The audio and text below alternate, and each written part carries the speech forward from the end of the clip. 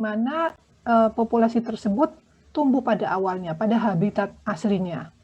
Seperti itu. Jadi memelihara dan memanfaatkan populasi liar ya. Jadi bukan populasi hasil budidaya kita.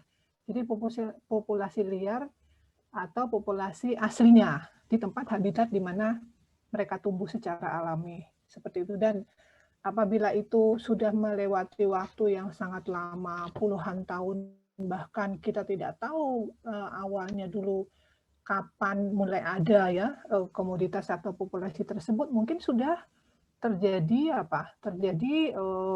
evolusi ya, sudah berevolusi tanpa campur tangan manusia, seperti itu ya. Nah, itu adalah konservasi in situ ya, konservasi in situ. Ya, bentuknya seperti apa, Bapak Ibu? Bentuknya bisa menggunakan cagar atau kawasan lindung, ya seperti hutan lindung atau hutan nasional, seperti itu kawasan cagar nasional, seperti itu merupakan satu bentuk dari in situ conservation, seperti itu ya. Jadi itu adalah usaha untuk konservasi di mana kita tidak mengotak-atik. Kita tidak membudidayakan, kita tidak menanam ya, tapi kita pelihara ya. Mungkin saja di antaranya kita perbanyak, misalnya kalau ada di situ juga, tetapi tidak dikeluarkan dari tempatnya. Nah, bisa juga dalam bentuk selain cagar atau kawasan lindung, kita juga on farm ya, on farm melibatkan pemeliharaan, atau kita juga bisa melakukan budidaya tadi ya, budidaya secara tradisional atau landas ya, secara tradisional atau landas. Nah, itu juga bisa, dalam hal ini bisa melibatkan sistem pertanian oleh petani. Jadi sistem pertanian tradisional oleh petani. Bisa juga, tetapi tidak keluar dari habitat atau tidak keluar dari tempat tumbuhnya. Jadi di tempat atau di lokasi atau di daerah tempat asli populasi tersebut berasal atau tumbuh, seperti itu. Ya. Nah, kemudian aduh, nggak enak ini apa namanya, kondisinya sedang tidak baik, mohon maaf. Nah, untuk apa? Jadi untuk kegiatan atau kita hutan lindung atau cagar dan sebagainya tersebut, atau sistem pertanian tradisional tersebut, itu dilakukan untuk apa? Jadi kita bisa melakukan penelitian atau monitoring terhadap populasi tersebut, itu digunakan misalnya untuk pengujian variasi genetik. Jadi variasi genetik kan kita sumber apa namanya di pemulihan kan kita harus memiliki keragaman ya. Jadi variasi genetik itu kita pelihara seperti ini. Nah, kemudian kita bisa monitoring, dan kemudian kita bisa uji ya, tapi tidak keluar dari situ, tetap di situ ya. Kemudian kita bisa lakukan juga inventarisasi ya, inventarisasi nomor-nomor spesies secara berkala ya, secara reguler, secara bertahap. Pokoknya sudah merupakan kegiatan rutin ya, dilakukan di situ ya. Jadi kita inventarisir sebetulnya, itu masuk ke dalam data-data tanaman-tanaman konservasi in situ yang dimiliki oleh negara, seperti itu. Kemudian dilakukan juga pengamatan kondisi ekologi umum ya, dan barangkali ada perubahan-perubahan dari habitat ya, misalnya tanamannya mungkin menunjukkan perubahan, dan itu berarti mungkin ada terjadi akibat daripada evolusi yang sudah terjadi demikian lama, seperti itu ya. Dan juga termasuk sistem pertanian yang dikehendaki, barangkali di situ sudah bisa dipelajari, seperti ya.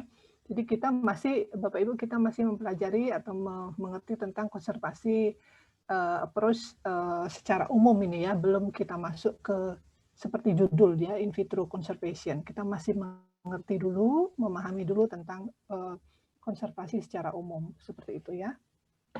Ini yang in situ. Nah, seperti ini bentuknya. Misalnya ini contohnya di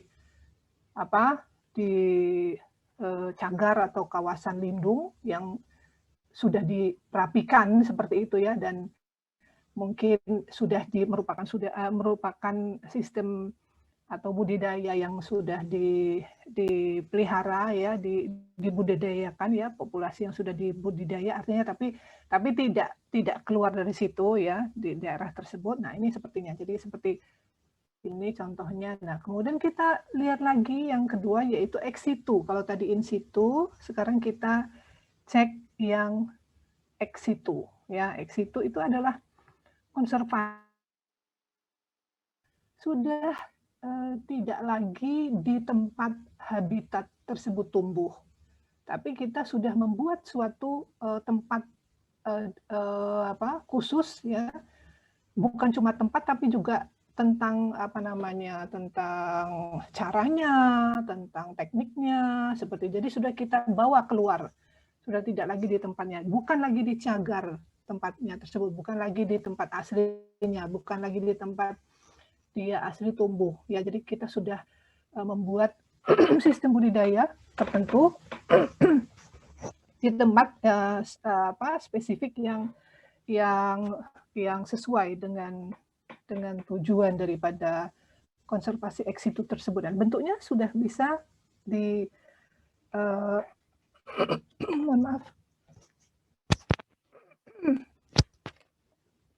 Jadi bentuknya bisa seed storage ya, bisa gene bank, bisa juga dengan in vitro storage, pollen, bisa juga DNA ya, atau bisa dengan botanical garden ya. Botanical garden tidak sama dengan kawasan lindung tadi ya. Jadi botanical garden bisa dibuat di mana saja ya. Tapi memang harus sesuai dengan populasi yang tumbuh ya, populasi atau dimiripkan dengan habitat aslinya seperti ini. Itu ex situ ya. Jadi bedanya kalau in situ tadi memang betul-betul di tempat habitat aslinya kita pelihara, seperti ini negara yang memelihara. Jadi itu sudah kekuasaan atau udah milik negara. Tapi kalau ex situ itu sudah bisa dilakukan oleh ya negara juga barangkali, tapi pengelolaannya bisa lebih swasta ya, seperti itu ya, bisa lebih di manage oleh bukan lagi negara tetapi oleh badan-badan tertentu atau bahkan swasta seperti itu. Nah, untuk setelah kita tahu tentang konservasi in situ dan ex situ tadi, kita bisa juga kenal dengan yang komplementari ya, konservasi komplementari itu. Jadi ini adalah merupakan tindakan konservasi yang sedikit berbeda ya, yang dengan dilakukan dengan bersama-sama ya, mengarah pada penggunaan atau mengarah pada tujuan ya, berkelanjutan optimal untuk apa? Untuk melestarikan atau untuk melanjutkan keanekaragaman genetik ini ya di dalam, misalnya di dalam gene pool pada yang bisa dilakukan atau bisa tujuannya untuk dioptimalkan pada saat ini dan untuk ke depan seperti itu ya. Jadi bisa dilakukan seperti itu. Jadi ini kombinasi ya, kombinasi pelengkap ya, pelengkap itu bisa dilakukan ya.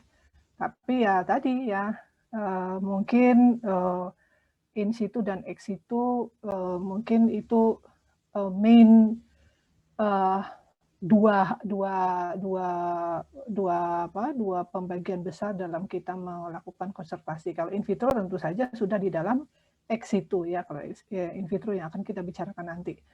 Nah, kemudian tujuan utama daripada program konservasi sumber daya genetik ini adalah untuk mempertahankan tingkat tertinggi dari keragaman genetik yang ada di dalam suatu gene pool ya, suatu tanaman, suatu spesies gitu ya, baik di dalam tempat tempat atau range aslinya atau naturalnya, atau di dalam koleksi plasma nutfah ya, di dalam koleksi plasma nutfah. Jadi seperti itu. Ya, jadi untuk mempertahankan tingkat yang paling bagus lah, maksudnya yang mempertahankan highest possible level of genetic variability seperti itu ya. Baik, nah ini adalah tabel tentang contoh daripada konservasi, misalnya konservasi field, in vitro, benih ya. Ini tanamannya cassava misalnya, itu senternya adalah siat ya. Kalau cassava di siat, kalau mais dan teman-temannya itu di simit ya. Nah, ini total cost biaya per aksesi itu sekian. Ya, yang sudah ada seperti itu, yang sudah terjadi itu biayanya seperti ini. Jadi total cost per aksesi untuk in vitro itu ternyata memang lumayan ya. Memang lumayan ya, 26,22 US dollar per aksesi seperti itu. Dan ini yang benih memang cukup murah ya, jadi dia sudah berupa benih, sudah tinggal disimpan, tidak diapa-apakan. Kalau in vitro kan membutuhkan lain-lain ya, seperti itu. Kita lanjutkan tentang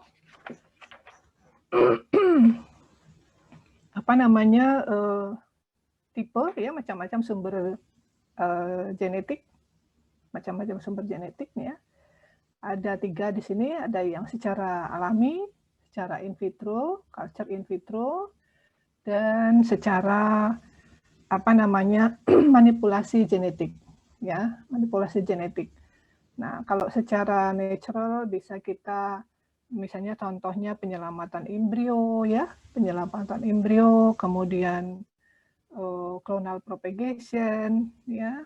Kemudian kita juga melakukan dengan benih-benih yang recalcitrant seperti itu ya. Nah, kemudian untuk yang in vitro yang sesuai dengan materi kuliah hari ini adalah memelihara atau pemeliharaan ya potensi embryogenik dan morfogenik. Potensial morfogenik dan potensial embryogenik. Jadi kita dengan cara kultur in vitro kita akan pelihara tersebut, pelihara resource daripada genetik tersebut dengan cara yaitu tadi mempertahankan atau memelihara yang mempertahankan potensial embryogenik dan morfogenik seperti itu. Dan kemudian kita juga menjaga stabilitas daripada kapasitas biosintetik tersebut ya, seperti itu. Jadi dengan in vitro kita bisa lakukan dengan tujuan ini ya, atau ya. Kemudian yang berikutnya adalah manipulasi genetik ya, itu dengan maksudnya tujuannya adalah untuk mencegah supaya genetik tidak hilang ya, kemudian ya tidak hilang, kemudian kita juga mencoba untuk menjaga variasi somaklonal ya, dan seleksi seperti itu. Ya, ini kira-kira sumber genetik ya, bisa secara natural, in vitro culture, kemudian manipulasi genetik. Nah, untuk yang ex situ ya, ex situ conservation ya. Jadi ini kan tipe-tipe atau macam-macam dari sumber genetik ya. Sumber genetiknya ya, jadi secara natural, secara in vitro, dan secara manipulasi genetik. Nah, sekarang kita lihat beberapa ex situ konservasi ya, ex situ konservasi. Jadi pelestarian keragaman keragaman hayati di luar habitat aslinya ya ini. Nah, ini bisa dengan melakukan dengan pollen cryopreservasi ya, kemudian seed cryopreservation dan cryopreservation of tissue culture ya. Nah, ini cryopreservasi sebentar ya.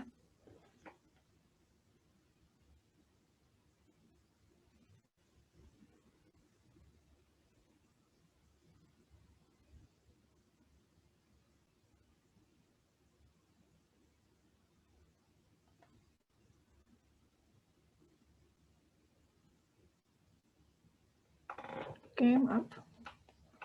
Jadi baik, kita lanjutkan. Jadi ini dengan membantu persilangan antar genetik ya.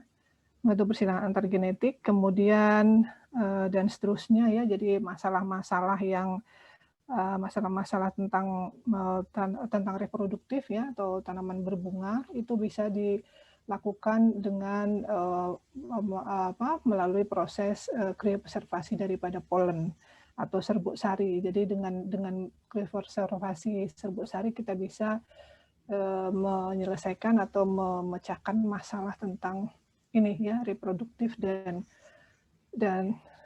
tidak sesuainya atau tidak kompatibelnya pembungaan.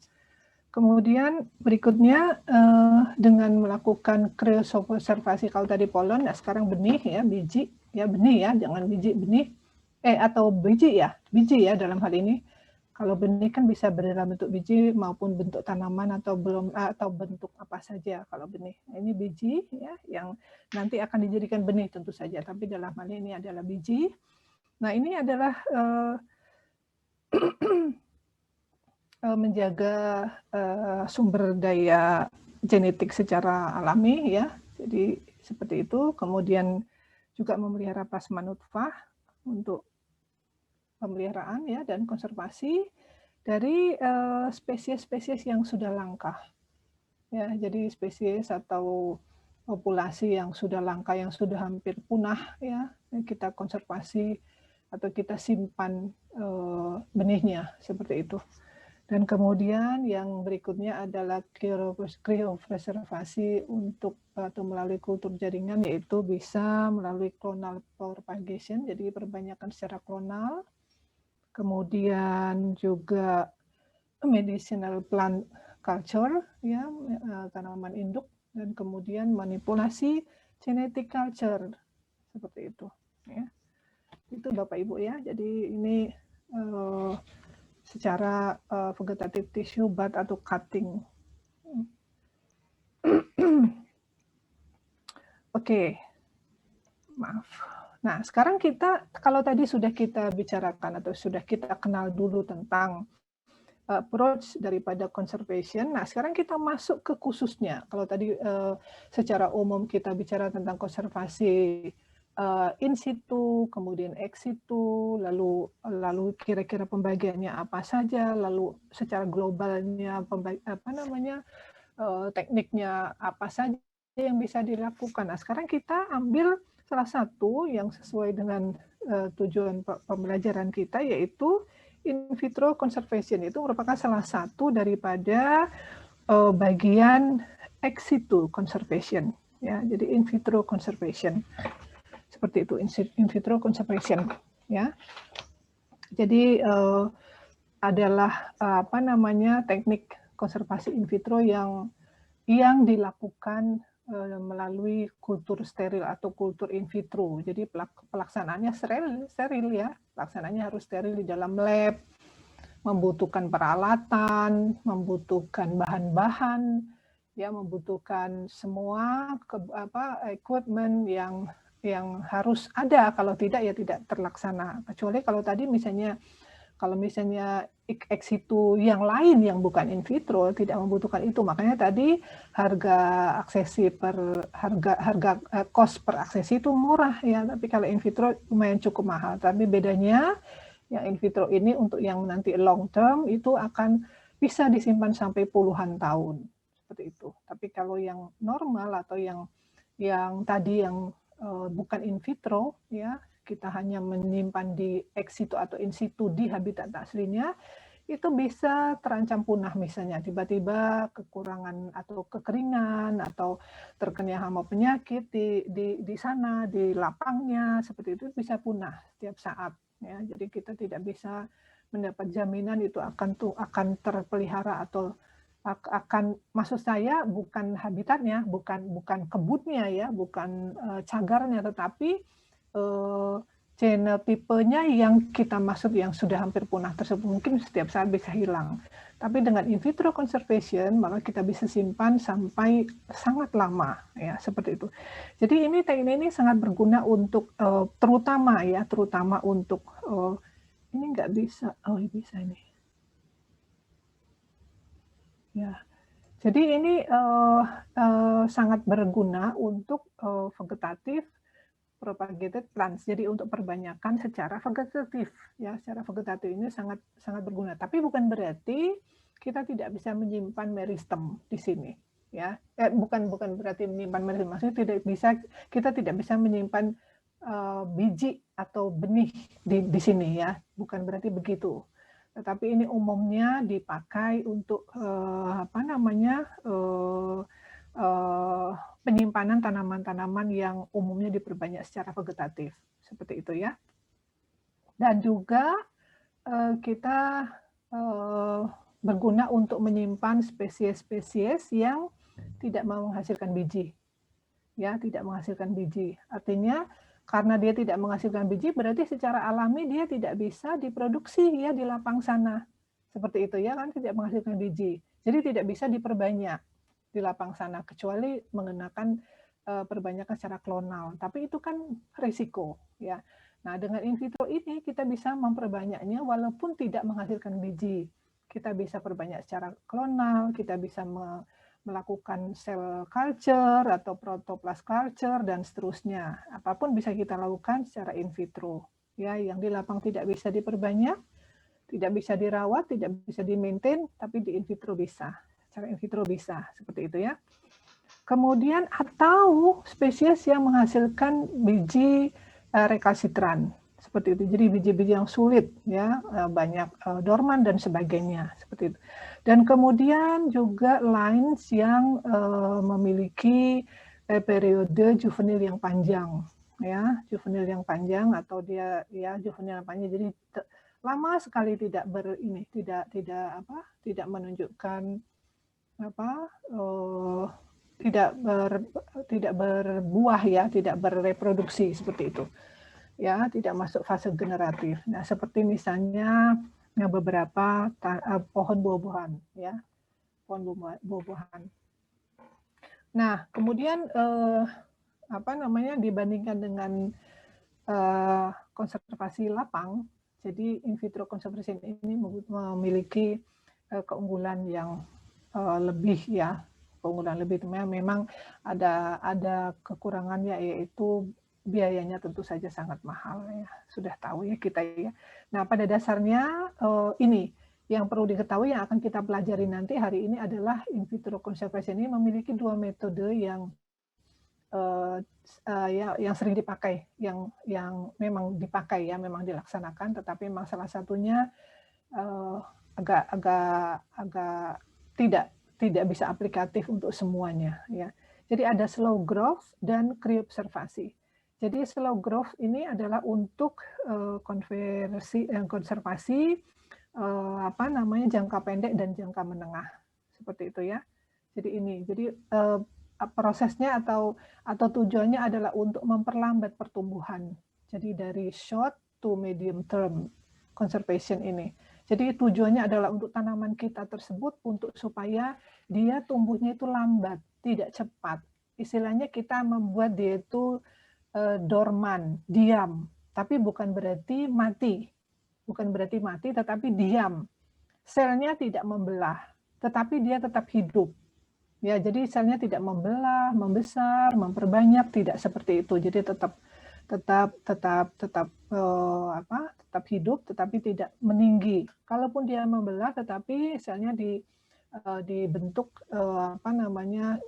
pendek seperti itu ya. Tapi dalam proses penyimpanan itu dia tidak akan memperbanyak diri seperti itu.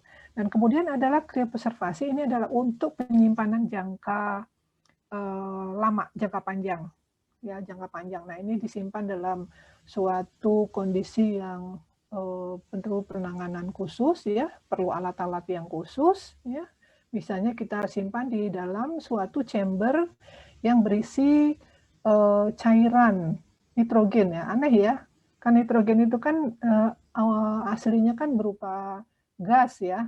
Nitrogen itu adalah gas, tetapi ini kita simpan dalam nitrogen yang sudah mencair. Nah, untuk mencairkan gas tersebut membutuhkan suhu yang sangat dingin ya, sampai 100 sekian derajat Celcius. Minus 100 derajat Celcius, 100 sekian derajat Celcius.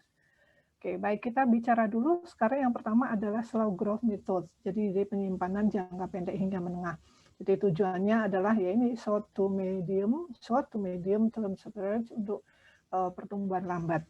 Ya, seperti itu, Bapak Ibu ya. Jadi kita bicara dulu ini, nanti kita yang berikutnya adalah pertumbuhan atau jangka panjang. Seperti itu. Oke. Tujuannya adalah ini ya, slow growth storage ini adalah untuk meminimalkan ya, kita tujuannya adalah untuk meminimalkan pembelahan dan pertumbuhan sel. Ya, supaya apa? Supaya pertumbuhan atau supaya umurnya panjang tanpa terjadi perubahan genetik. Jadi bukan supaya, tapi maksudnya begini, agar tanaman atau agar sel tersebut tetap tumbuh dalam waktu panjang tanpa terjadi perubahan genetik, maka kita minimalkan pembelahan selnya. Ya, pembelahan selnya itu kita minimalkan. Kita kalau bisa kita stop. Sehingga selnya tersebut tidak membelah diri, tidak tumbuh, tidak memanjang, ya seperti itu. Tetapi dia tetap tumbuh dan tidak terjadi perubahan genetik. Itu tujuannya. Keuntungannya adalah waktu antar transfer itu bisa diperpanjang sehingga memperpanjang, bisa penyimpanannya diperpanjang dan kita tidak akan atau tidak repot merawat, jadi mengurangi perawatan seperti itu ya. Nah, dilakukan di mana? Yaitu dilakukan dengan menggunakan media tertentu yang mengandung zat penghambat tumbuh, ya, zat penghambat tumbuh. Kalau kita kan mengenal kalau di ZPT itu di in vitro itu kan ZPT ada zat pengatur tumbuh seperti auksin, sitokinin, seperti itu ya. Nah, untuk penyimpanan jangka pendek dan menengah ini kita menggunakan zat penghambat tumbuh, ya, zat penghambat tumbuh dan osmotika, ya, dan suhu rendah, atau juga kita bisa menggunakan atau menambahkan intensitas cahaya rendah, seperti itu. Jadi kita simpan pada suhu rendah dan intensitas cahaya yang rendah, jadi agak lebih gelap ditambah dengan media yang mengandung zat penghambat tumbuh. Ingat ya, zat penghambat tumbuhnya tidak untuk membuat tanaman tersebut. Artinya kita harus memilih, kan ada zat penghambat tumbuh kan ada bermacam-macam.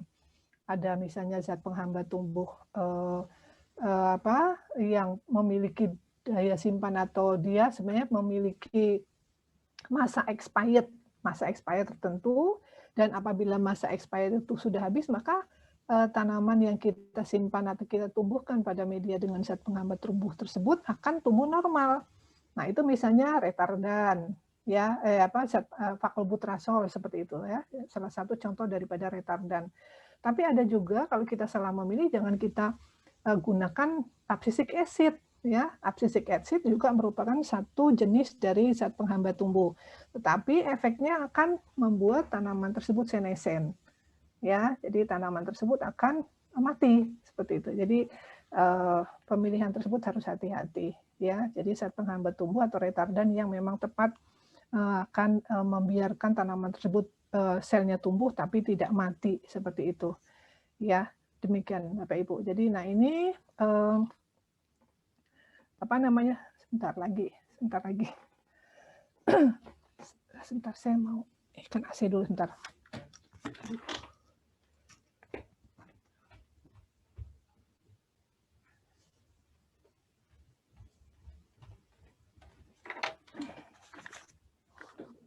Baik, mohon maaf gangguannya.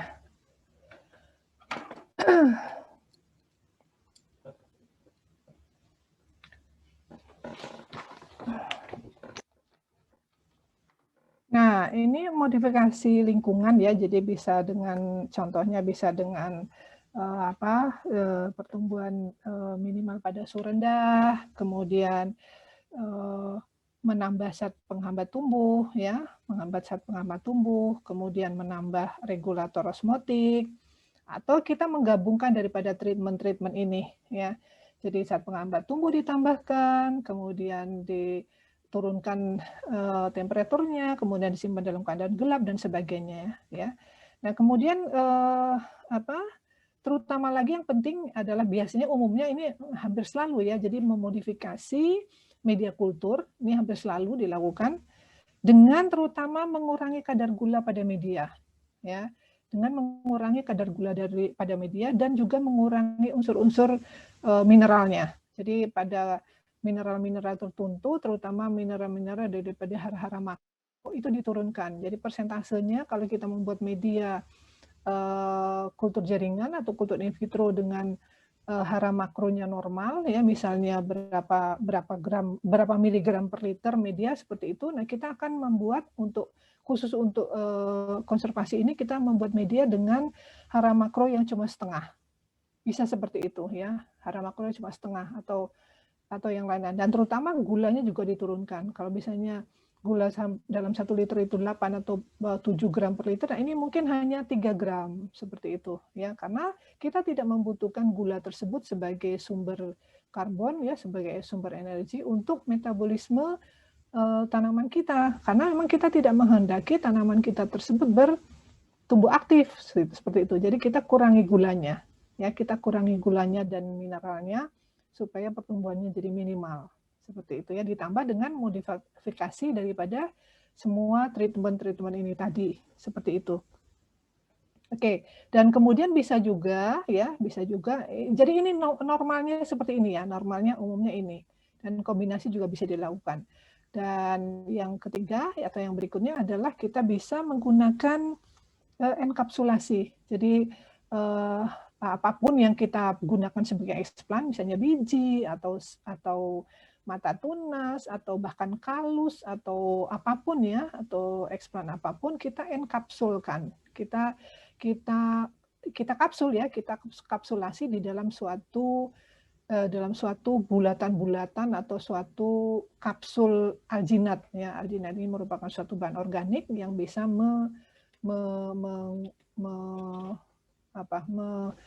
membungkus eksplan kita itu sehingga dia berada di dalam bulatan-bulatan atau manik-manik alginat tersebut, sehingga dia bisa tumbuh dengan maksudnya dirawat, bukan tumbuh tapi dirawat, tetap hidup di situ. Jadi dia tidur di situ dengan selimut alginat seperti itu ya. Nah, berikutnya adalah modifikasi lain ya, jadi mengurangi tingkat oksigen, level oksigen, ya, kemudian juga CO2, kemudian memelihara biar kontrol terhadap lingkungan, kemudian ini, jadi seperti itu, jadi cukup menggunakan waktu dan agak lumayan mahal memang, betul ya, memang seperti itu ya, jadi sudah disiapkan dari awal untuk tentang biaya ini kalau memang untuk itu. Tapi ya itu tadi kelebihannya adalah kita bisa menyimpan dalam jangka waktu yang sangat lama seperti ya. Atau ini kalau ini memang jangka waktu pendek, misalnya berapa 1 tahun seperti itu, misalnya berapa bulan seperti itu ya. Atau medium misalnya berapa 2-3 tahun seperti itu. Tapi kalau yang long term tadi bisa sampai 10-20 tahun. Seperti itu ya. Nah, kemudian Bapak Ibu kita lanjutkan lagi. Jadi pertumbuhan berikutnya adalah mengurangi temperatur, ya, mengurangi suhu. Jadi kita turunkan suhunya dengan cara dan juga dengan kita tambahkan inhibitor atau zat penghambat tumbuh, yaitu di sini adalah ABA. Tapi ingat ya, kalaupun menggunakan ABA ini tidak bisa lama. Jadi ini benar-benar hanya slow growth saja dan itu tidak lama, pendek ya, short term. ABA, abscisic acid, digunakan hanya 5-50, maksimal 50 mg per liter. Kemudian citrocel juga 2-10 mg per liter. Kemudian ini dimetil aminosuccinamic ya, acid ya 5-50 mg per liter. Lalu kita tambahkan juga ini mannitol sorbitol misalnya, atau kita menggunakan combined treatment ya. Jadi seperti itu. Nah, kita lanjutkan saja cepat. Jadi ini contoh tabel, contoh daripada beberapa spesies Solanum ya, beberapa spesies Solanum yang sudah dikonservasi secara in vitro. Yang sudah dikonservasi secara in vitro dengan interval between subculture-nya. Jadi ada misalnya Adigena atau Tuberosum sajalah ya. Jumlahnya 38 untuk yang interval subculture-nya 2 year ya, dan seterusnya ini. Ya, jadi ini contohnya yang sudah dilaksanakan ya, contoh yang sudah dilaksanakan pada aksesi Solanum spesies yang sudah ini. Jadi sampai 5 year ya bahkan ya untuk yang slow growth ya. Slow growth atau short atau sampai medium term ya, itu sampai 5 tahun bisa. Nah, ini juga contohnya pada kondisi atau pada perlakuan mannitol dan sorbitol ya, seperti itu. Ya, berapa jumlahnya. Baik, kita lanjutkan Bapak Ibu.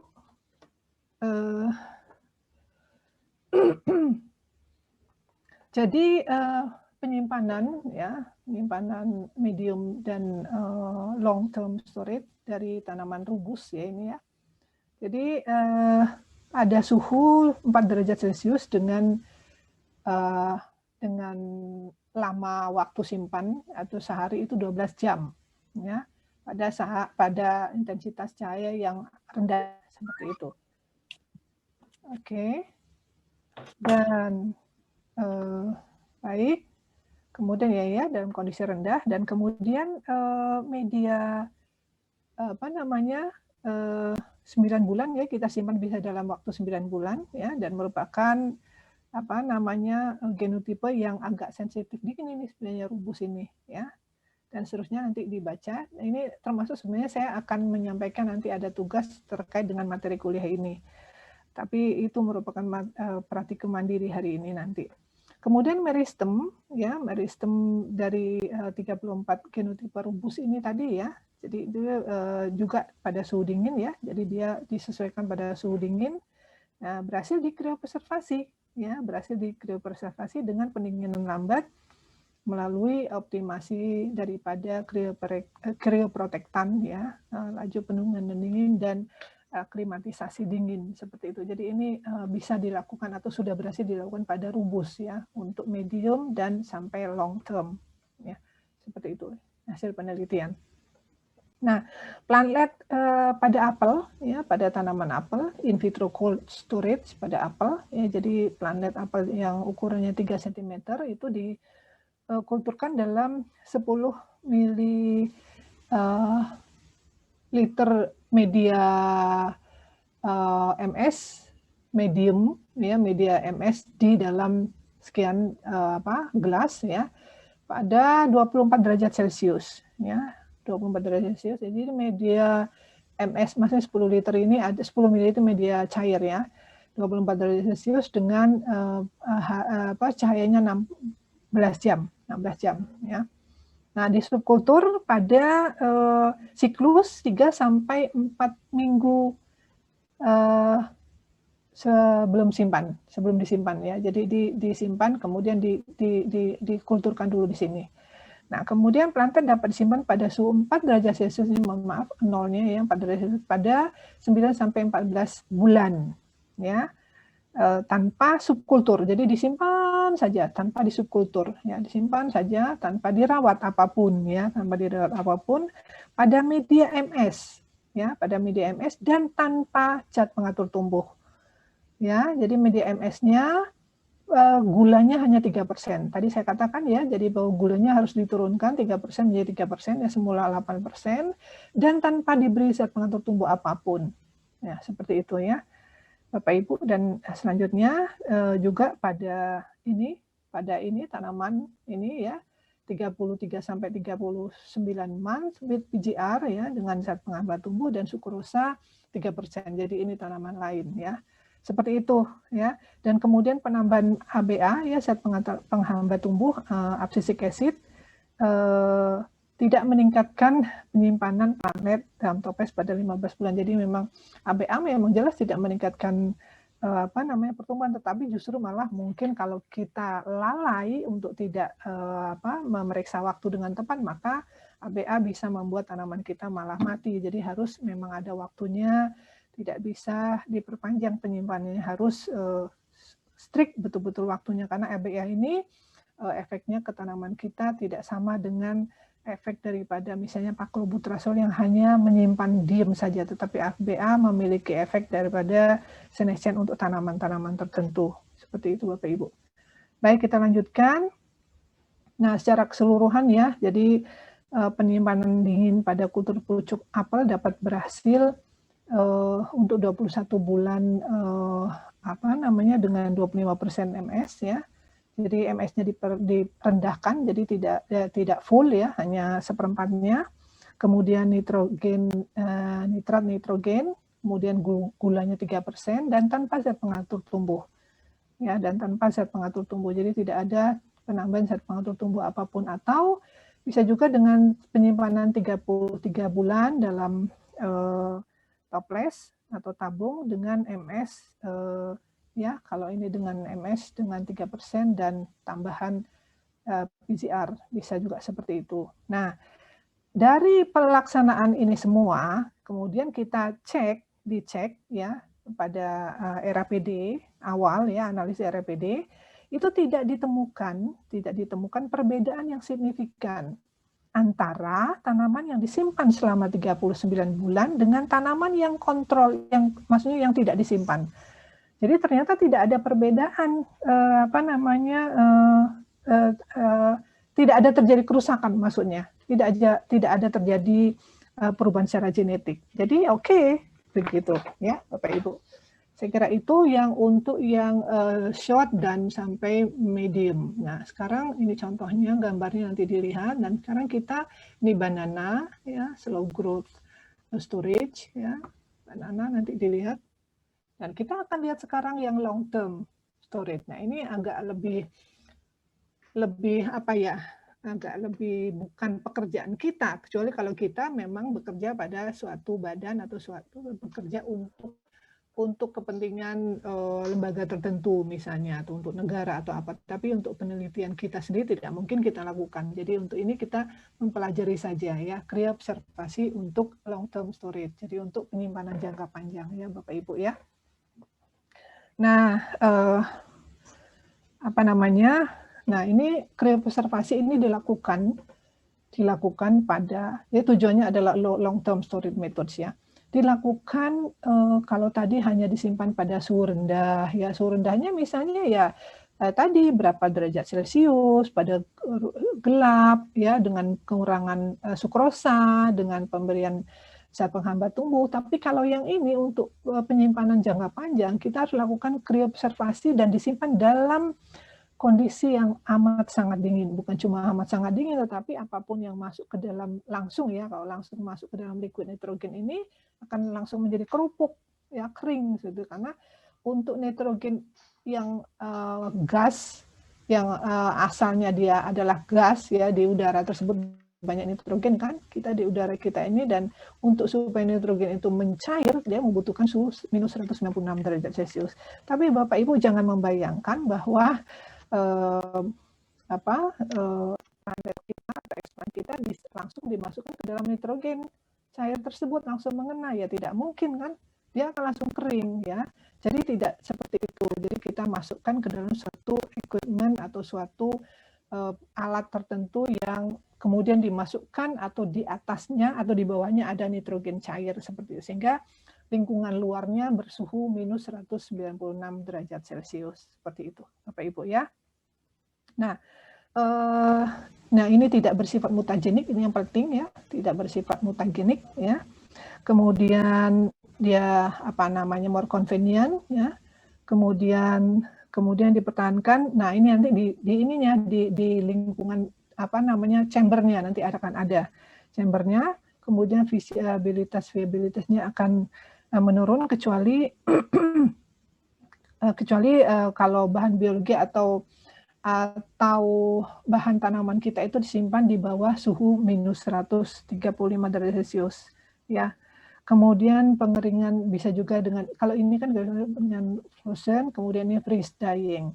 Kemudian sangat mudah dan sangat mutagenik tapi ini ya. Oke, kita lanjutkan. Nah, ini anunya Bapak Ibu ya. Jadi ini bentuknya. Jadi 196 derajat Celcius atau nitrogen cairnya, liquid nitrogennya ada di sini. Seperti itu. Ini ada di sini. Kemudian sekitar di sini adalah suhunya sekitar minus 176. Akhirnya kalau di sini kan dia betul-betul 156 minus ya. Nah, ini 150. Jadi jangan kurang dari 130 derajat Celcius. Seperti itu ya. Nah, Ini di sini preparatnya, maksudnya apa namanya disimpannya bahan tersebut ya. Idealnya disimpan pada ini dan suhunya itu suhu penyimpanannya stabil ya, stabil storage temperature. Kemudian apa namanya dalam uap yang di atas liquid nitrogen ini akan mengurangi risiko kontaminasi. Ya, akan mengurangi risiko kontaminasi ya, seperti itu. Oke, nah sekarang kita lanjutkan. Jadi Bapak Ibu paham ya, jadi maksudnya bentuknya seperti ini. Jadi tidak langsung yang kita simpan tuh di dalam 196 derajat Celcius, tidak mungkin. Nah ini kan tidak di sini, dan lagi pula ini dilengkapi dengan bahan-bahan yang tebal dan yang betul-betul tidak membuat sel tanaman kita itu menjadi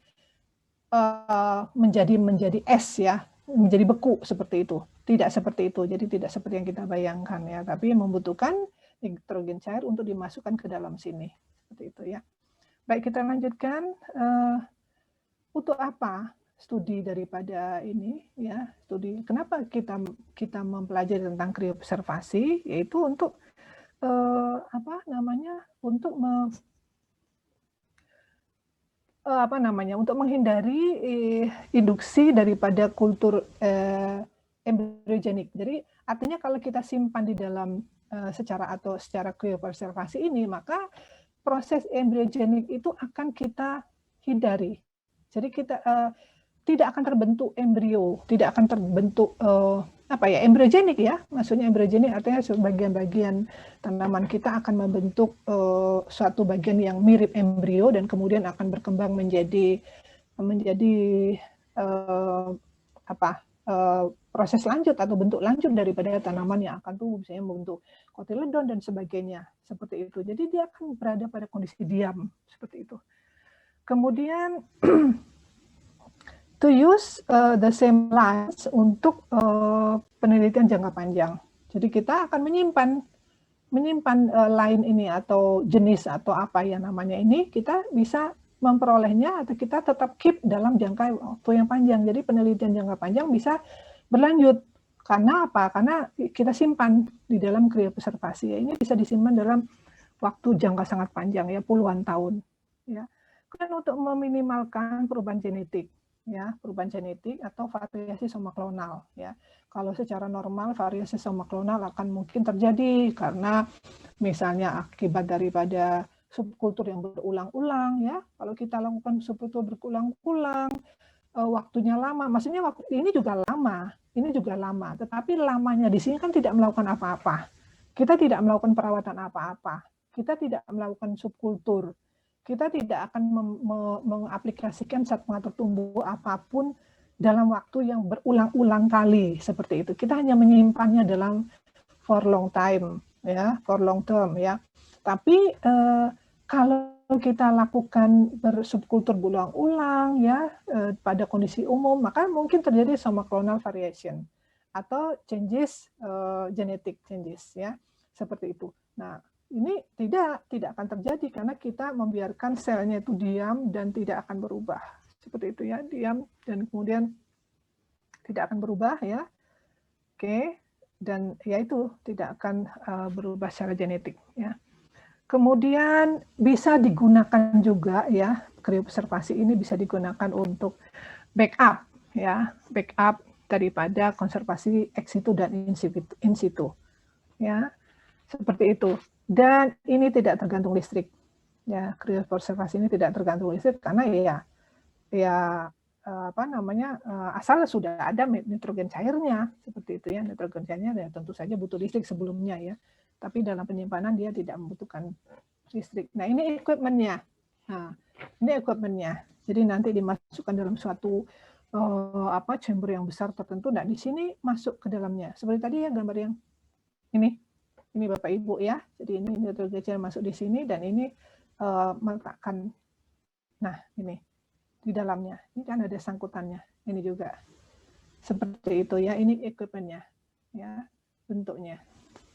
Nah, ini di dalam daripada ini bentuknya seperti ini ada preparat, bukan preparat apa, maksudnya ya sesuatu yang akan kita simpan tersebut di dalam sini dan diletakkan di sini, ya, dan ditutup. Nah, di bawahnya sini ada nitrogen cair diletakkan, seperti itu, ya, seperti itu Bapak Ibu. Nah, oke, the cooling rate.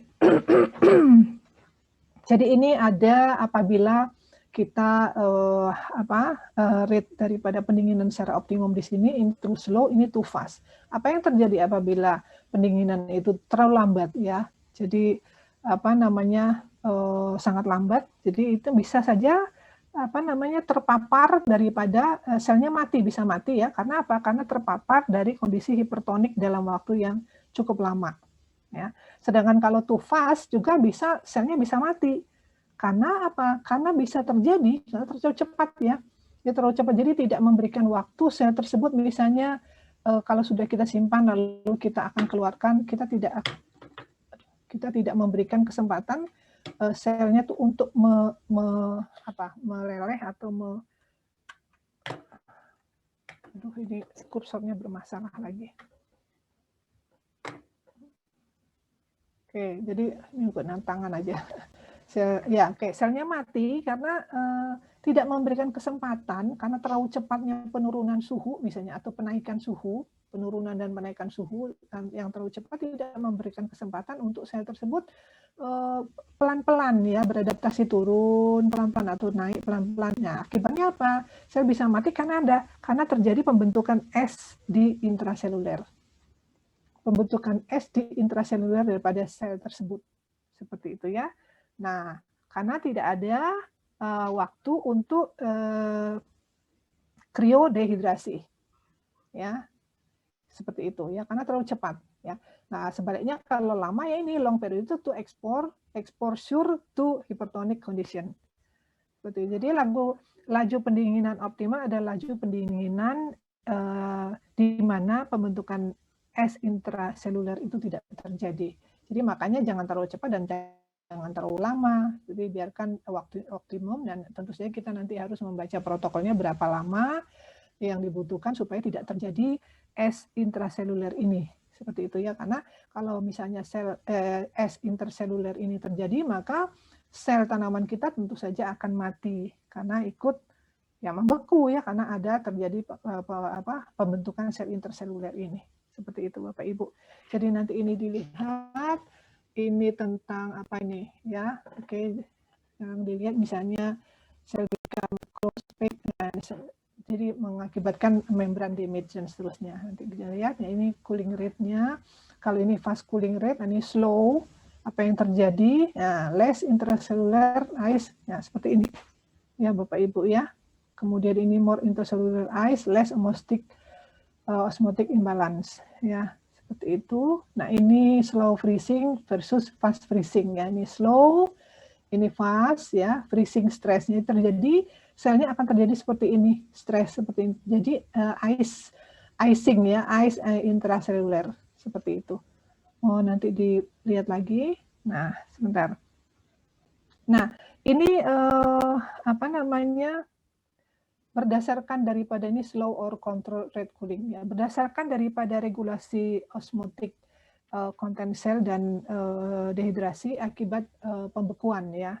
Jadi diperlakukan sebelumnya dalam cryoprotectant. Jadi ini di pre-treated di cryoprotectant, ya, dan didinginkan dengan kecepatan standar hingga menengah, ya, minus 35 atau minus 40 derajat Celcius, dengan nukleasi es dimulai pada 9 derajat Celcius. Seperti itu. Jadi pembentukan esnya mulai dari 9 derajat Celcius, minus 9 derajat Celcius. Seperti itu, ya. Nah, pada titik beku, ya, ini nanti dibaca, ya, pada titik beku cryoprotectant itu pembentukan es itu dimulai, dan es terbentuk pada larutan cryoprotectant dan ruang antar sel. Nah, seperti itu dihindari, ini dihindari, ya, karena itu tadi, ya, bisa karena too fast tadi, jadi tidak memberi kesempatan selnya untuk esnya untuk tidak leleh seperti itu. Jadi dia akan membentuk es di intraseluler. Nah, ini yang berikutnya adalah sitoplasma tidak membeku tidak akan membeku ya. Karena apa? Karena konsentrasi zat terlarut dan dinding sel itu melindungi membran sel. Ya, konsentrasi zat terlarut dan ya itu maksudnya konsentrasi zat terlarut itu dan dinding sel itu tidak akan melindungi dinding sel dari kerusakan kristal-kristal es tersebut, seperti itu ya. Nah, berikutnya ketika suhu itu turun sampai minus 35 sampai minus 40 derajat Celcius, larutan ekstraseluler akan menjadi semakin dingin ya, dan zat terlarutnya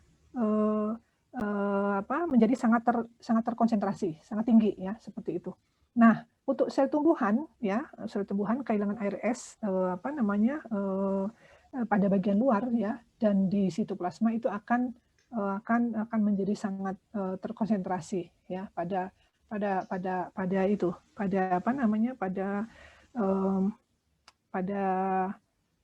sitoplasma ya, bagian luar dan sitoplasma, seperti itu ya. Kemudian berikutnya kita kurangi dengan aman ya. Jadi air beku di intraseluler itu bisa dikurangi dengan aman sebelum sampel itu dicelupkan di dalam liquid nitrogen. Ya, sampel maksudnya bukan sampelnya ya, bukan sampelnya, tetapi sesuatu yang sampel yang sudah diletakkan pada wadah tertentu, pada cupnya itu tadi ya. Nah, jika sampel mengalami dehidrasi optimal ya, maka sitoplasma berputar pada saat kontak dengan liquid nitrogen tersebut ya, Bapak Ibu. Nah, apabila sampel mengalami dehidrasi ya, maka air yang dapat membeku di dalam air yang ada di sitoplasma itu akan terbentuklah es kemudian ya. Kemudian akan terbentuk es ya. Nah, jika mengalami dehidrasi yang berlebihan, maka sel-selnya bisa mati ya, karena desikasi atau mengalami kekeringan seperti itu ya. Maka kita hindari jangan sampai terjadi proses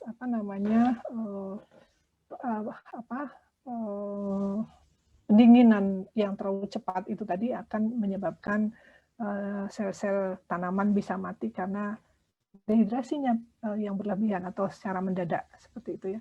Oke, nah ini slow cooling kriopreservasi. Jadi misalnya kita memiliki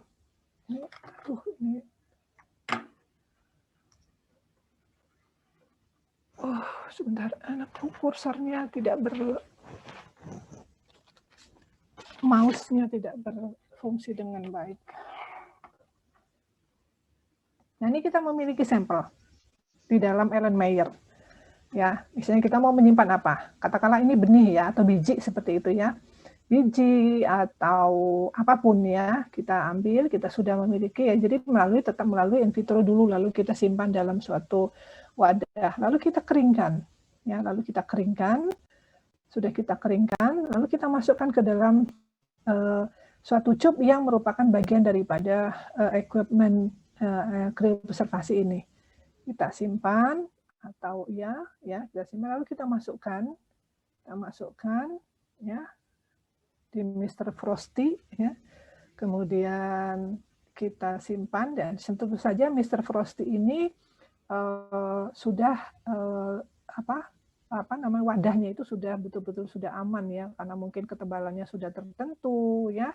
Ketebalan sudah tertentu, kemudian bahannya terbuat dari sesuatu yang betul-betul melindungi daripada bahan yang akan disimpan di dalamnya, tutupnya sudah rapat seperti itu. Ya, jadi ini sangat aman, safe ya, untuk menyimpan daripada bahan yang akan kita simpan. Kita masukkan di Mr. Frosty ini, lalu kita masukkan ke freezer, kita masukkan ke sini ya. Nah, disinilah penyimpanan itu ya, di mana di dalamnya ada liquid nitrogen. Nah, di dalamnya ada liquid nitrogen. Nah, disinilah kita simpan yang untuk penyimpanan jangka panjang tersebut. Kita simpan bisa sampai berapa puluh tahun seperti itu ya. Nah, apabila sudah ada waktunya kita harus mengeluarkan apapun tujuannya. Kita keluarkan misalnya kita harus ganti, atau kita harus misalnya kita harus sub packing seperti itu ya, kita ganti atau kita perbarui, atau bahkan akan kita panen, akan kita tanam, kita regrowth ya. Nah, dia tidak bisa langsung dikeluarkan, tapi harus melalui proses dulu ya, pelan-pelan ya. Kemudian kita harus melalui proses thawing ya, harus melakukan proses thawing pada 42 derajat Celcius ya. Nah, kemudian baru regrowth ya. Jadi prosesnya memang harus secara bertahap ya, makanya butuh penanganan yang sangat teliti ya, penanganan sangat teliti dan bertahap, tidak boleh terlalu cepat ya, baik penyimpanannya, jadi tidak boleh di sini langsung ke sini ya, atau dari sini langsung masuk ke sini, tidak bisa ya, yang di dalamnya ada nitrogen cairnya yang minus 196 derajat Celcius tersebut tidak bisa, tapi harus disimpan dulu dalam freezer yang bertahap, yang minus 80 derajat Celcius, minus 80 derajat Celcius dulu, baru kemudian disimpan dalam ini ya, biogen ini, seperti itu ya. Dan begitu juga pada waktu regrowth harus disimpan dulu harus melalui proses thawing dulu ya, baru ditanam ya. Nah, itu Bapak Ibu. Nah, sekarang krioprotektan ya. Jadi krioprotektan ya, ini adalah bahan kimia yang merupakan bahan kimia yang ditambahkan atau diberikan atau dipakai untuk mengurangi kerusakan sel selama pembekuan dan pencairan. Ya, jadi freezing dan thawing. Jadi freezing artinya di sini semua ini tadi yang akan dimasukkan ke dalam ini ya, dalam chamber ini yang berisi liquid nitrogen itu melalui freezing. Nah, itu harus ditambahkan aditif maksudnya harus ditambahkan krioprotektan. Harus ditambahkan krioprotektan. Begitu juga setelah dari ini mau keluarkan, maka harus ditambah krioprotektan tertentu. Jadi tujuannya adalah krioprotektan ini adalah tujuannya untuk mengurangi kerusakan sel selama pembekuan dan pencairan. Jadi selama freezing dan thawing, itu harus ditambahkan untuk melindungi sel-sel kita, sel-sel tanaman kita atau genotipe yang kita simpan, seperti itu ya. Jadi menembus krioprotektan, kemudian dia agen non penetrasi. Jadi dia merupakan agen yang non penetrasi, dia tidak terpenetrasi ke dalam bahan kita yang kita simpan. Ya, kemudian mekanismenya ya adalah berlawanan dengan sifat kimia, yaitu dia koligatif ya, koligatif. Kemudian menurunkan konsentrasi garam ya pada suhu tertentu. Jadi pada suhu tertentu dia menurunkan konsentrasi garam ya. Itu sifat daripada krioprotektan. Apa jenisnya ya, nanti kita pelajari, kita mau menyimpan apa, maka kita harus pelajari krioprotektan itu apa saja yang harus kita tambahkan. Tapi ini fungsinya ini ya. Oke, saya kira itu Bapak Ibu. Nah, berikutnya kita general property of cryoprotective compounds ya. Jadi berat molekulnya rendah, kemudian dia tidak beracun, seperti itu ya. Nah, kemudian dia dapat menembus sel ya, general properties-nya. Kemudian dengan meningkatkan unfrozen fraction pada suhu tertentu ya, pada suhu tertentu. Kemudian mengurangi komposisi ionik ya, mengurangi komposisi ionik. Kemudian berikutnya sel terpapar pada zat aditif krioprotektif pada konsentrasi yang tinggi ya, pada konsentrasi yang tinggi. Oke, selama pembekuan ya, selama pembekuan, dan itu tidak merusak ya, dan itu tidak merusak. Baik. Nah, ini krioprotektannya ini ada nih, jenisnya ini ada 3. Ethylene glycol, propylene glycol, dan gliserol atau gliserin. Jadi kita tambahkan ini ya. Dan kita gunakan bisa ethylene glycol atau propylene glycol atau gliserol atau gliserin. Seperti itu Bapak Ibu. Oke, baik, kita lanjutkan. Nah, ini kenapa kita gunakan gliserol? Karena gliserol itu dia anti beku ya. Jadi walaupun diberikan tapi dia adalah anti beku. Jadi dia akan mengurangi pembentukan es dan menurunkan titik beku. ya, makanya gliserol bisa digunakan. Kemudian krioprotektan bisa membuat air itu beku ya, keras ya, tanpa terbentuk kristal seperti itu. Jadi gunakan gliserol seperti itu. Nah, daripada ini mekanisme ini ya, yang apa namanya agen penetrasi ini ya, umumnya polimer yang membentuk ikatan hidrogen itu sensitif dengan air. Maaf, ini jam berapa ya? 9.12 belum waktunya. Oke, sebentar lagi. Bapak Ibu, mohon maaf. Oke, kita lanjutkan. Oke, kita lanjutkan. Membiarkan dengan didinginkan dengan cepat sebelum efek cedera ya akibat pendinginan ya. Pendinginan yang lambat dapat menyebabkan kerusakan yang parah. Seperti itu ya. Seperti itu, nanti ini tinggal terjemahan saja. Oke.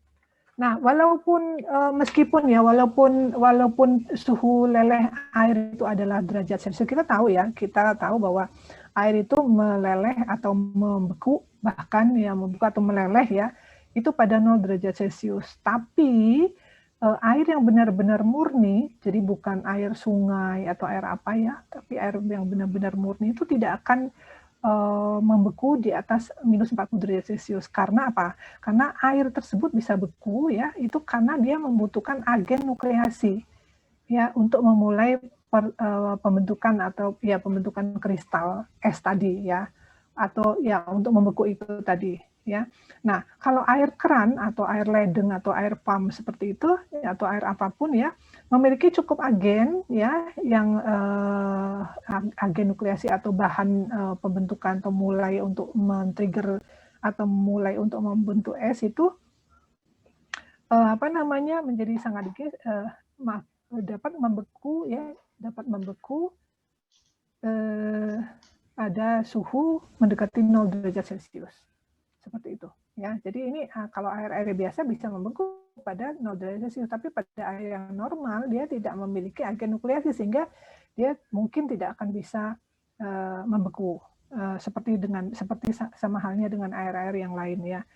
Nah, Oke, ini air dengan sejumlah kecil agen nukleasi dapat menjadi sangat dingin, tetapi begitu kristal esnya mulai terbentuk, maka air akan eksplosif ya, akan mulai terbentuk secara eksplosif atau dengan cepat sekali, seperti itu ya.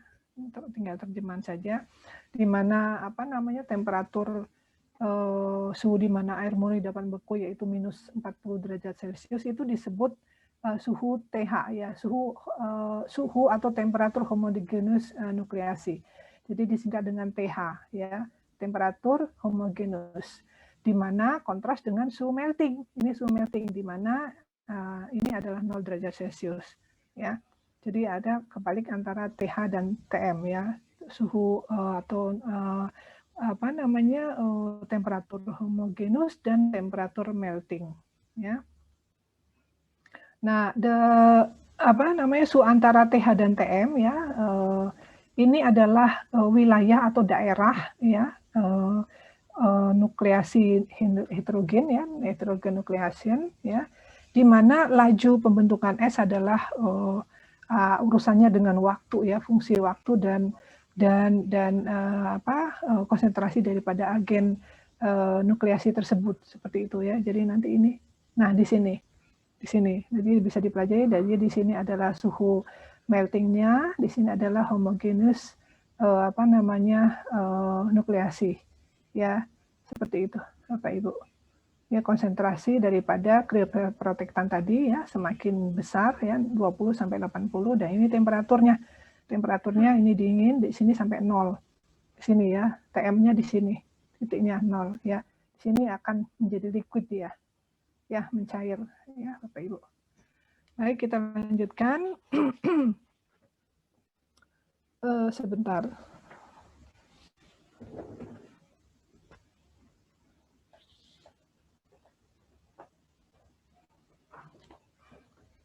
Oke. ini peningkatan daripada konsentrasi antara atau peningkatan konsentrasi kriopretilatan akan menurunkan antara TH dan TM ini, tetapi efeknya akan lebih besar daripada temperatur homogen daripada temperatur melting. Seperti itu ya. Seperti yang tunjukkan pada gambar tadi ya. Jadi ini kalimat-kalimat ini, pernyataan ini atau keterangan ini bisa untuk membantu mengerti gambar ini Bapak Ibu. Nanti dilihat saja. Saya kira ini hanya kalimat dan bisa dibaca ya. Dan sama seperti ini juga ya Bapak Ibu. Oke. Saya kira itu ya. Saya tidak perlu terlalu ini, tinggal dibaca, mohon maaf, kita cepat saja. Nah ini juga sama, oke, ini vitrifikasi, jadi ini ada PVS2, ya, kemudian ini loading solution, vitrifikasi solution PVS2, ya masuk ke sini, ya. Nah ini loading solutionnya, ya loading solutionnya itu menggunakan gliserol 2 molar dan sukrosa 0,4, ya. Kemudian juga PVS2-nya menggunakan sukrosa 0,4, DMSO 15%, gliserol 30%, ya ini gliserolnya 30%, dan ethylene glycolnya 15%. Ini proses untuk memelihara daripada bahan yang kita simpan tadi, seperti itu. Bapak Ibu, saya kira itu.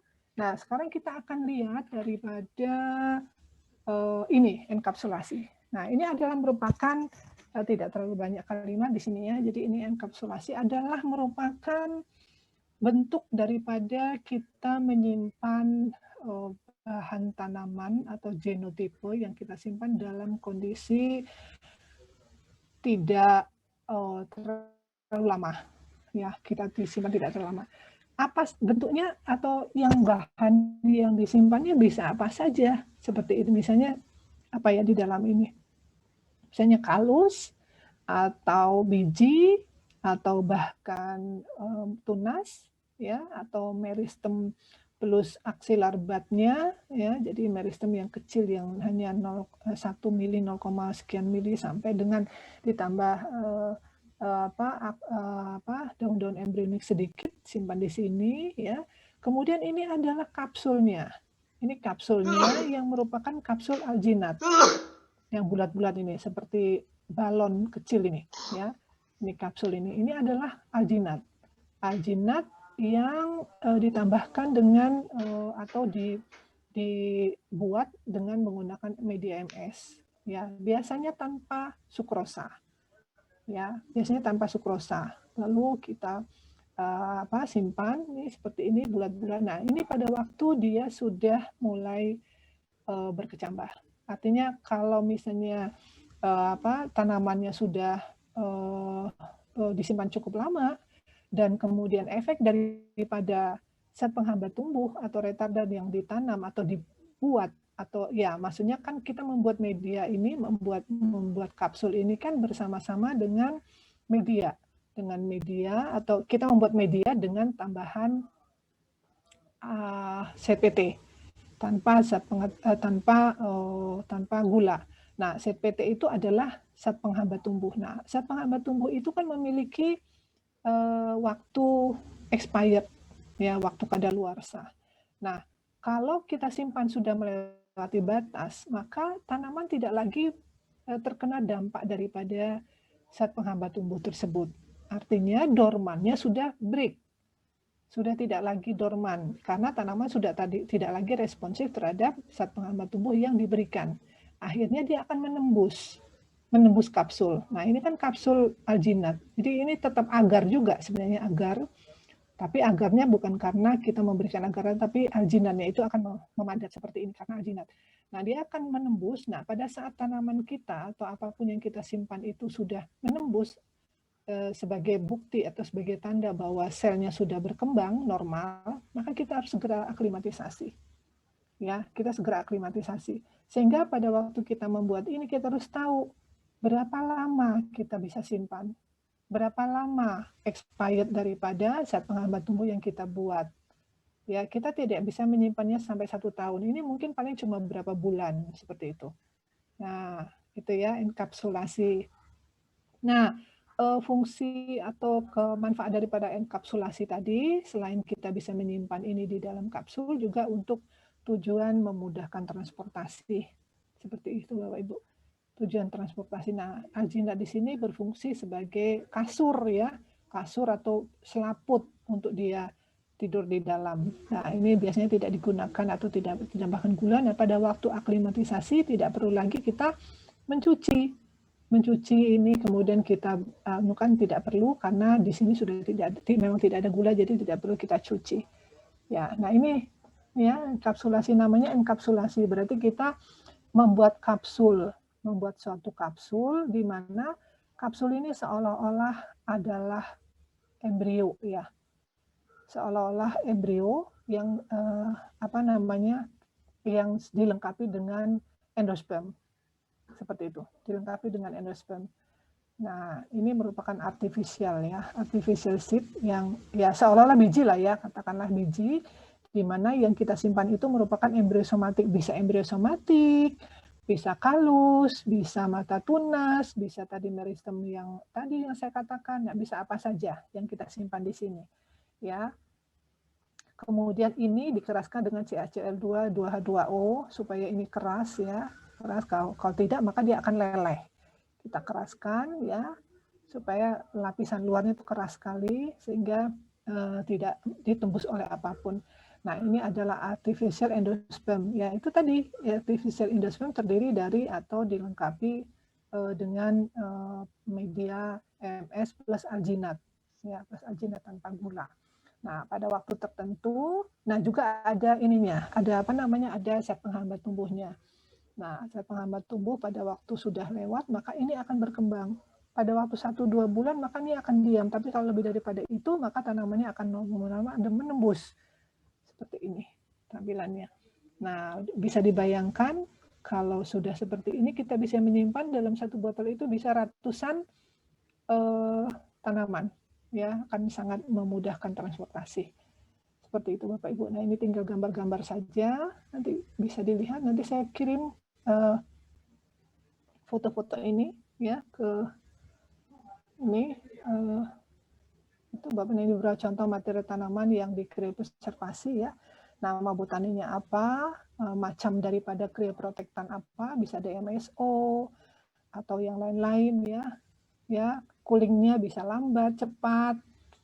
Seperti itu ya. Ini menggunakan bahannya menggunakan embryosomatik, ini culture embryogenic ya. Nah, thawingnya bisa lambat, bisa cepat ya. Thawing perubahan suhunya. Jadi tahapan untuk proses perubahan suhu ya. Seperti itu. Oke. Nah, ini juga beberapa contoh materi tanaman yang dikriopreservasi sama seperti tadi. Nah, ini kultur sel ya. Misalnya tanaman apa, Oryza sativa menggunakan krioprotektan DMSO, coolingnya lambat, thawingnya cepat ya. Ini kultur sel pada Oryza sativa. Atau embrio pada misalnya Citrus madurensis ya.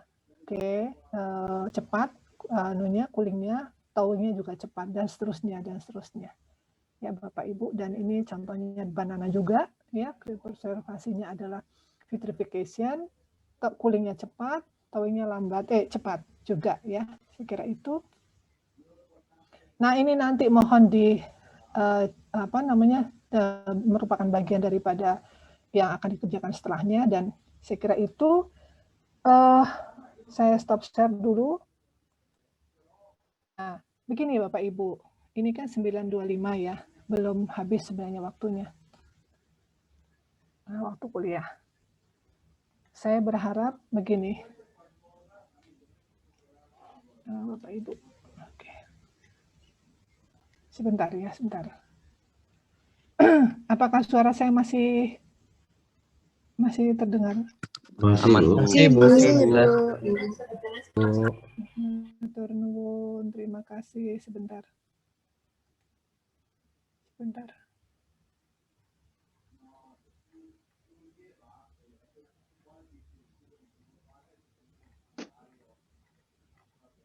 Maaf ya kalau mendengarkan orang lain yang berbicara, karena di sebelah saya ada menantu saya juga WA-an, Zoom-an.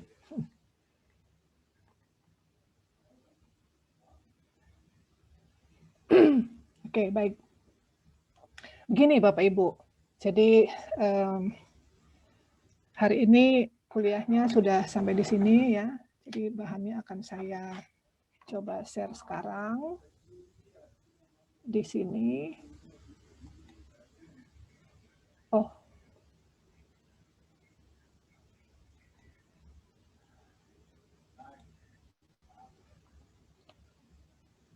Sebentar Bapak Ibu.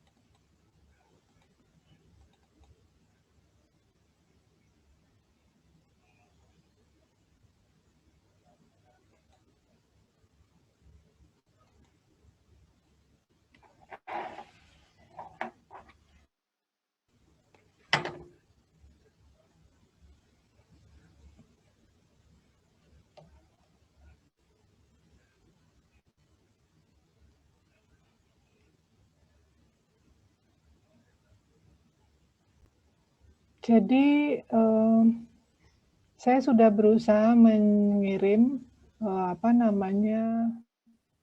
PDF materi kuliah hari ini di chat.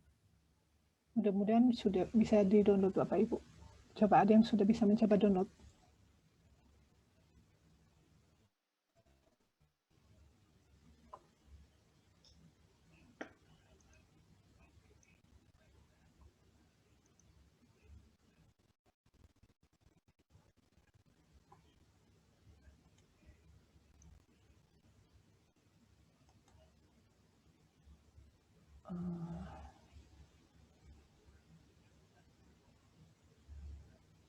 Sudah Ibu. Udah berhasil. Udah berhasil. Alhamdulillah. Sudah berhasil, alhamdulillah ya. Sudah. Jadi begini Bapak Ibu, materi kuliah sudah saya kirim, ya. Materi kuliah sudah saya kirim. Begini, ini kenapa saya kok masuk lagi? Oke. Jadi mudah-mudahan semua tidak masalah untuk mendownload PDF materi kuliah hari ini. Kuliah sudah selesai, sudah saya sampaikan. Tentu saja tadi saya merasa memang dalam menyampaikan kuliah memang tidak semua saya jelaskan semuanya. Ya, tidak saya jelaskan semuanya. Nah, itu adalah memang saya sengaja karena merupakan satu bagian daripada praktikum. Jadi praktikum hari ini saya hanya akan menyampaikan saja sekarang, lalu nanti Bapak Ibu silakan mengerjakan sendiri. Jadi praktikumnya adalah bisa nggak salah satu atau beberapa sebentar Bapak Ibu untuk on kamera supaya kan kuliahnya udah selesai nih, jadi tidak lagi presentasi. Nah, kita sekarang ngobrol sebentar ya, tidak ngobrol tapi menyampaikan praktikumnya. Jadi praktikumnya begini ya, ini perorangan. Ya, perorangan. Setiap orang dari 27 ini, 7 atau 29 ya, mohon untuk membuat tulisan atau catatan ya dalam bentuk MS Word dari bahan PowerPoint yang sudah saya sampaikan. Seperti itu. Ya, jadi bahan PowerPoint yang tadi jumlahnya ada berapa? 60 berapa saya lupa tadi, ada berapa puluh itu ya. Itu mohon dibuat ya catatan. Jadi itu adalah catatan kuliah. Catatan kuliah yang merupakan tugas praktikum hari ini. Seperti itu. Nah, ditambah satu lagi, jadi tidak hanya itu, ditambah setiap orang mohon menambahkan referen dari 2 jenis. Jadi kan tadi kan saya katakan bahwa kita konservasi ini kan bisa in situ dan ex situ. Ya, kalau yang in situ itu kan pada habitatnya. Ya, tapi kalau ex situ kita bisa salah satunya menggunakan in vitro. Ya kan, kalau ex situ menggunakan in vitro. Ingat ya, jadi begitu. Kita konservasi ini adalah in situ dan ex situ. Kalau in situ berarti kita cagar alam dan sebagainya. Kalau ex situ, gene pool, kemudian DNA pool dan sebagainya, dan termasuk salah satunya adalah in vitro. Nah, di in vitro sendiri itu ada konservasi, slow growth, atau pertumbuhan penyimpanan jangka panjang dan penyimpanan jangka pendek. Seperti itu. Ada 2 jenis penyimpanan, jangka panjang dan jangka pendek. Ya, jadi jangka pendek dan menengah dan jangka panjang. Seperti itu untuk khusus in vitro. Nah, mohon Bapak Ibu semuanya 29 orang ini selain membuat catatan kuliah, tolong menambahkan referen tentang satu saja pustaka untuk penyimpanan jangka panjang dan penyimpanan jangka pendek. Itu saja. Ya. Jadi mohon ditambahkan referen dan ceritakan sedikit metode daripada referensi itu tadi. Ya, saya tidak akan meminta untuk referensinya dari jurnal ini tidak usah. Silakan saja. Tapi yang penting tujuannya adalah untuk mendukung memahami kuliah hari ini dengan menambah referen tadi itu. Referen penyimpanan jangka panjang dan menengah daripada itu, Bapak Ibu. Jadi berapa banyaknya, berapa halamannya tidak ditentukan. Ya, jadi yang paling mudah yang pertama adalah itu tadi, terjemahkan dulu PPT yang saya sampaikan tadi, ya, terjemahkan, kemudian ditambahkan referen dari 2 tadi itu, ya, dari penyimpanan jangka pendek, yaitu dengan kultur jaringan, dengan zat penghambat tumbuh, dengan ABA atau paklobutrasol, barangkali Bapak Ibu sudah ada yang melakukan penelitian, atau jangka panjangnya yaitu dengan penyimpanan dengan suhu rendah sekali di bawah nitrogen di bawah 196 derajat Celcius, ya, minus 196 derajat Celcius. Tanamannya apa saja silakan, terserah. Jadi sekarang materinya atau pekerjaannya bebas, ya, mau mengerjakan apa saja. Tujuannya adalah untuk itu tadi, referensi apa saja, dari mana saja, tahun berapa saja, terserah, menggunakan apa saja, terserah. Hanya tujuannya untuk memahami materi kuliah. Itu saja Bapak Ibu. Ada pertanyaan?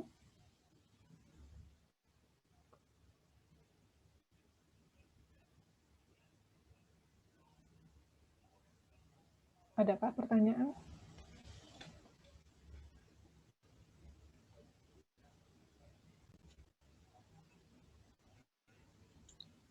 Ibu punten ingin bertanya. Ya, silakan Mbak Mira. Terkait membuat catatan dari slide kuliah ini membuat resumenya atau dari setiap slide ini diterjemahkan begitu ya, Bu?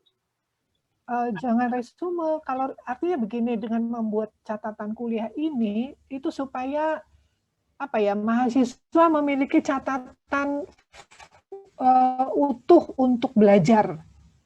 Jadi bukan resume, karena kalau resume saya sudah tahu resumenya. Seperti itu. Jadi ambil setiap PowerPoint itu diambil yang pentingnya apa yang untuk dipelajari, setiap PowerPoint-nya apa, kemudian apa, seperti itu. Jadi jelek-jeleknya, maksudnya kalau misalnya mau maksimum ya berarti 60 sekian, bukan 60 ya, karena banyak gambar-gambar, misalnya katakanlah 45 atau 50 slide, itu diterjemahkan, lalu diperbaiki, lalu dirangkum dalam satu tulisan. Ya, seperti itu. Jadi membuat catatan kuliah. Catatan kuliah, kemudian bagian-bagian tertentu ditambahkan referensi daripada itu tadi, penyimpanan penyimpanan jangka panjang dan jangka pendek. Jadi bukan untuk membuat resume. Tujuan saya adalah untuk supaya Bapak Ibu memiliki catatan untuk dipelajari, sekaligus untuk membuat catatan kuliah, seperti itu maksud saya. Ya, jadi menggantinya dari PowerPoint menjadi catatan yang diketik sendiri.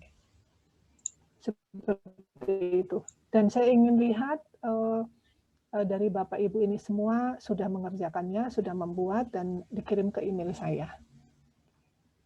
Seperti itu Mbak Mira. Baik Bu, terima kasih banyak. Sama-sama. Ibu punten izin bertanya. Ya, silakan Pak Andi. Ini Bu, izin bertanya, ini pengumpulan terakhirnya kapan ya Bu? Terserah. Saya praktikum hari ini saya bebaskan. Praktikum hari ini saya bebaskan mau mengirimkan kapan. Ya, jadi maksud saya memang hari ini ingin saya longgarkan gitu. Tapi walaupun begitu tetap harus membuat catatan kuliah plus referen. Tujuannya adalah untuk membantu memahami kuliah karena saya setelah ini setelah Lebaran saya tidak masuk lagi, ya. Tapi saya harus memberi soal nanti ujian seperti itu. Jadi saya tidak bisa menjelaskan lagi setelah ini. Jadi itu tadi solusinya ya saya minta Bapak Ibu untuk membuat catatan kuliah supaya bisa lebih memahami karena tidak ada lagi waktu untuk menjelaskan. Kita tidak presentasi. Kemarin saya dengan Pak Dada sudah diskusi sebenarnya Bu Mega gimana ya untuk materi kriopreservasi apa mau presentasi lagi seperti itu. Gimana tuh saya bilang ya Pak beri kelonggaran lah sekarang ini udah mau Lebaran.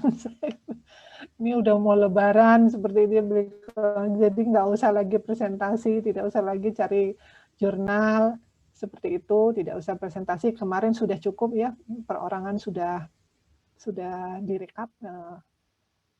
Presentasi yang minggu lalu, jadi hari ini agak lebih longgar, silakan membuat catatan kuliah dan referen. Nah, waktunya sebenarnya kalau saya ditanya, sebenarnya saya ingin hari ini. Itu ya artinya saya betul-betul memberi kelonggaran untuk nanti sudah tidak lagi memberi tugas. Jadi hari ini selesaikan materi sudah saya kirim, tinggal di translate, lalu diketik. Ya kan, lalu diketik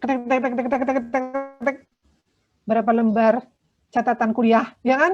Kemudian Google sebentar, cari tuh kriopreservasi atau slow growth atau paclobutrazol atau apa, sudah dapat langsung metodenya apa? Tambahkan di catatan kuliah, selesai. Nah, nanti mendekati ujian UAS, bahan itulah yang dipelajari oleh Bapak Ibu sebagai bahan ujian. Seperti itu maksud saya. Itu tujuan saya untuk membantu Bapak Ibu untuk tidak terlalu banyak pekerjaan lagi. Jadi belajar nanti lebih gampang karena sudah punya catatan yang dipaksa harus dibuat sekarang. Seperti itu. Seperti itu maksudnya Pak Andi. Begitu. Ya, Pak Andi. Ya, terima kasih Bu. Sama-sama. Ada lagi Bapak Ibu mau kapan? Kalau gitu jawabannya Pak Andi belum terjawab nih. Pertanyaannya Pak Andi. Belum terjawab oleh saya. Mau kapan? Saya serahkan ke Bapak Ibu mau kapan? Mas Abdul Rahman senyum-senyum mau kapan? Pak Bayu Pramono, Mas Ari Susanto mau. Hah? Ikut kesepakatan yang lain saja Bu. Yang lain menang-menang baik. Jadi gimana kesepakatannya? Gimana? Siapa yang mau?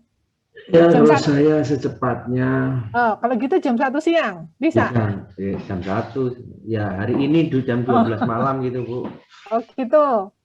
Lah, ya. Gimana Bapak Ibu jam 12 malam hari ini? Pokoknya sekarang tanggal 6 Mei. Saya besok tanggal 7 Mei sudah nggak lagi mikir. Besok udah mikir persiapan Rioyo. Ya. Dereng Bu, tasik enten kuliah Bu. Oh masih. Oh besok hari Jumat Bu. Tinggal 1 kali lagi toh. Oh tasik kuliah MPPI Bu. Kuliah apa besok Jumat? MPPI Bu. Oh ya, cuma tinggal 1. Ya hari Senin kan sudah akademik nggih. Sudah libur akademik, tapi dosen tetap aktif, tetap bekerja. Jadi hari Jumat sudah terakhir, hari Senin sudah tidak kuliah lagi. Nggih, matur nuwun informasinya Pak Aris. Susanto. Walaupun tidak lagi, tapi yang penting tugas untuk ini sudah selesai. Ya, Bapak Ibu, bagaimana untuk tugas dikumpulkan hari ini tanggal 6 Mei? Pokoknya tanggal 6 Mei ya. Jadi tidak tanggalnya tanggal 7. Jadi email saya tanggal 6 Mei walaupun jam 23 nanti malam. Oke, mengaten Bapak Ibu? Setuju nggih? Pami benjing pripun, Ya, Bu? Bu. Oh, jangan besok. Kenapa? Kenapa harus benjing? Gimana? Kenapa Pak Agus mau benjing? Kuatirnya mboten saged memahami, Bu, mong translate mawon. Nggih. Oh, begitu. Wah, berarti nanti saya harus membaca atau melihat catatan Pak Aninya pasti sudah perfect deh. Karena Pak Andi akan memahami banget sehingga nanti catatannya pasti akan sangat bagus, nggih. Pak Andi janji nggih? Ya, begitu nggih Pak Andi. Bagaimana Bapak Ibu? Benjing, tanggal 7 Mei, saya nggak apa-apa? Boleh? Ada yang minta tanggal 7, Bapak Ibu, silakan, tidak apa-apa kalau begitu. Boleh, silakan, nggak apa-apa. Oke, monggo Pak Andi, silakan Bapak Ibu. Jadi tanggal 7 ya, hari Jumat. Baik, silakan tanggal 7 dikirimkan maksimal untuk tugas hari ini tentang in vitro cryopreservation. Oke, masih ada lagi yang ingin menyampaikan sesuatu atau ingin bertanya?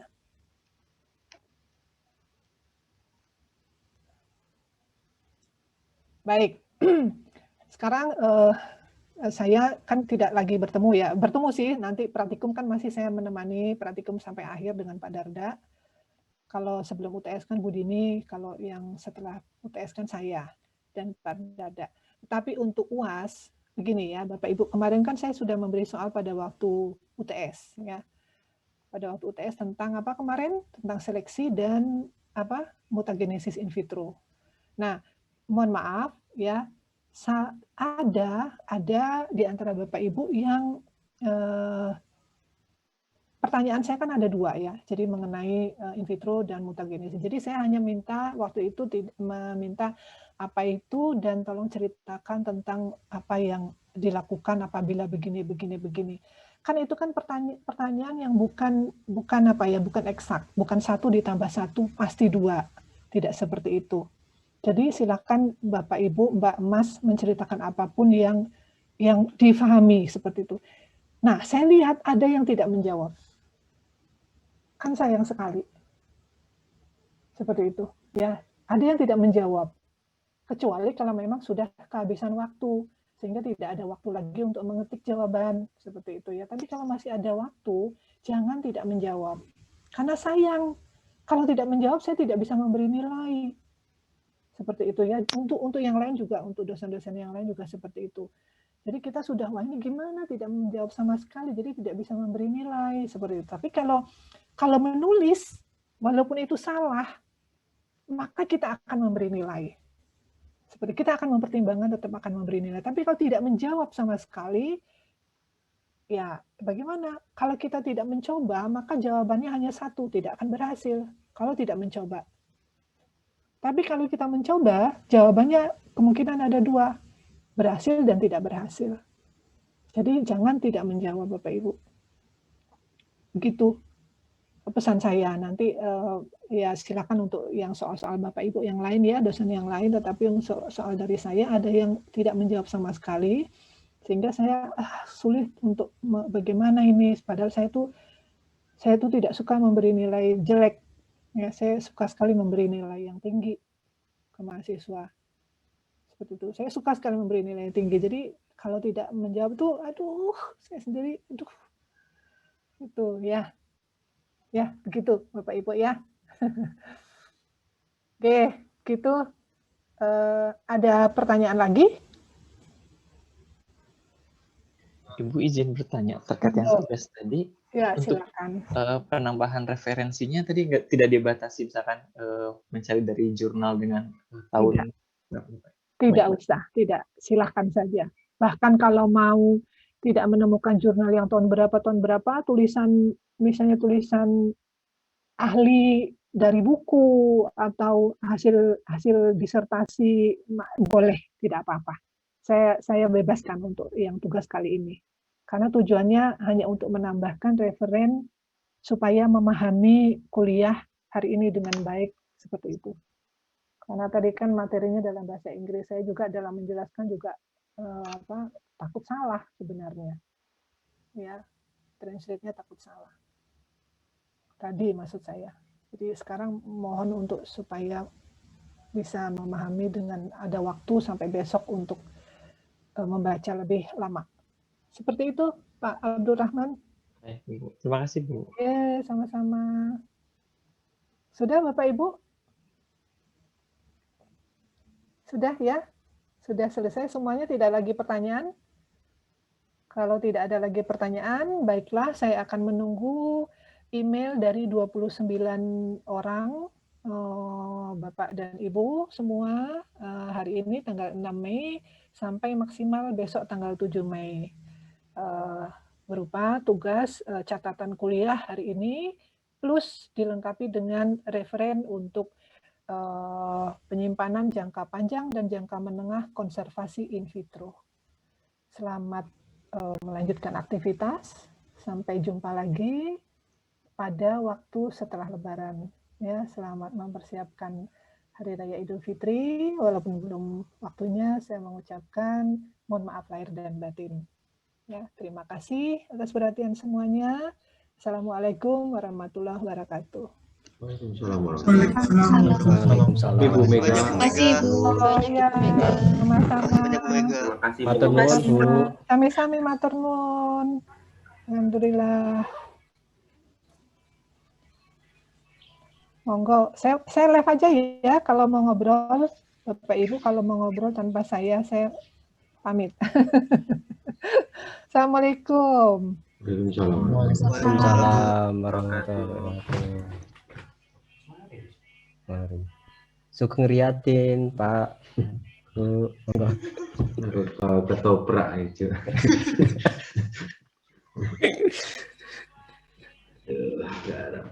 Mas Andi ngerekam nggak? Nggih, ngerekam. Nggih, ngerekam, Mas. Oh iya, siap. Lalu ditulis.